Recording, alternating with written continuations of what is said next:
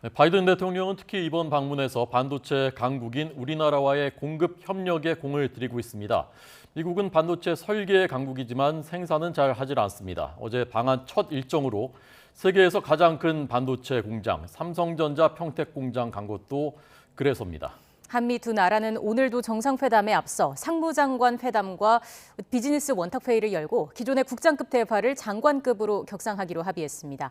회의장에 나가 있는 취재기자 연결합니다. 이승윤 기자. 네, 서울 용산구 그랜드 하얏트 호텔에 나와 있습니다. 네, 어제 평택 반도체 공장에 이어서 오늘도 그랜드 하얏트 호텔에서 한미 경제 안보 협력 강화 방안이 논의됐다고요. 네, 그렇습니다. 바이든 대통령 방한을 계기로 한미 상무장관이 조금 전 이곳 그랜드 하얏트 호텔에서 MOU를 체결했습니다. 내용은 이 반도체 등 공급망 강화와 양국 간 산업협력 대화를 강화한다는 내용입니다. 좀 더 구체적으로 말씀을 드리면은 이창양 산업통상자원부 장관과 지나 로만도 미 상무장관이 일단 그동안 이 국장급이었던 산업협력 대화를 장관급으로 격상하는 내용의 MOU를 체결했습니다. 산업부는 미 상무부와 연 1회 공급망 산업 대화를 열고 이 디지털 경제와 반도체 등 첨단 제조 공급망 회복력, 헬스케어 기술, 수출 통제 등 산업협력 그리고 경제 안보 이슈를 논의하기로 했습니다. 이 장관은 또 이 미국이 주도하는 새로운 경제통상 협력체인 인도태평양 경제 프레임워크 IPF에 주도적인 참여 의사를 전달했습니다. 이어 IPF가 핵심 품목의 공급망 안정화, 디지털 경제, 청정 에너지, 탈탄소 의제 등 미래지향적인 협력의 구심점이 될 것으로 기대하고 적극 미국과 함께하기로 했습니다. 또 이 한국산 철강에 대한 미국의 시장 접근 여건 개선의 필요성을 강조하면서 미국의 무역 확장법 232조 조치의 유연성 제고를 요청했습니다.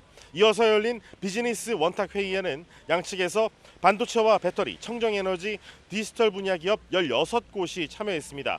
구체적으로 한국 측에서는 이재용 삼성전자 부회장과 최태원 SK그룹 회장, 구광모 LG그룹 회장, 정의선 현대차그룹 회장, 신동빈 롯데그룹 회장, 김동관 한화솔루션 사장, 배구석 OCI 회장, 최수연 네이버 사장 등 8개 기업 대표들이 참여했습니다.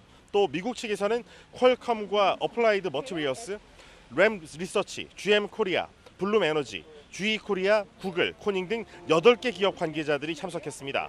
한미 기업인들은 이 교역 투자 확대와 공급망 협력을 위한 실질적인 실천 방안 등을 논의했습니다. 이런 분위기 속에 한미 기업들은 투자 혹은 이 협력 계획을 잇따라 발표했습니다. 먼저 생명과학 이 원부자재 과학 장비 분야 글로벌 기업인 미국의 서머피셔 사이언티픽은 우리나라의 이 바이오 원부자재 생산 공장 건립을 위한 양해각서를 안덕근 산업부 통상교섭본부장과 체결합니다. 이밖에 미국 반도체 기업인 램 리서치와 온세미컨덕터, 듀퐁, 바이오 기업인 시타바, 디지털 기업인 넷플릭스 등도 이 첨단 분야에서 지속적으로 한국에 투자를 진행 중입니다. 앞서 오늘 새벽 4시에 현대차 그룹은 미국 조지아주에 6조 3천억 원 규모의 전기 자동차 공장을 세우는 계획을 전격 발표한 데 이어 내일 정의선 현대차 그룹 회장이 바이든 대통령을 따로 만나 자율주행과 도심항공 등 미래 사업 모델을 논의할 것으로 알려졌습니다. 한화솔루션도 미국에 2천억 원을 투자해 1.4기가와트 규모의 태양광 모듈 공장을 건설한다는 계획을 공개했습니다. 한미 정상은 어제 경기도 평택 반도체 공장을 방문해서 이미 한미 동맹이 군사 동맹을 넘어서서 이제 경제 동맹 그리고 기술 동맹이라는 점을 강조했습니다. 이번 정상회담에서 이런 내용들이 좀 더 구체화될 것으로 보입니다. 지금까지 서울 용산구 하얏트 호텔 앞에서 YTN 이승윤입니다.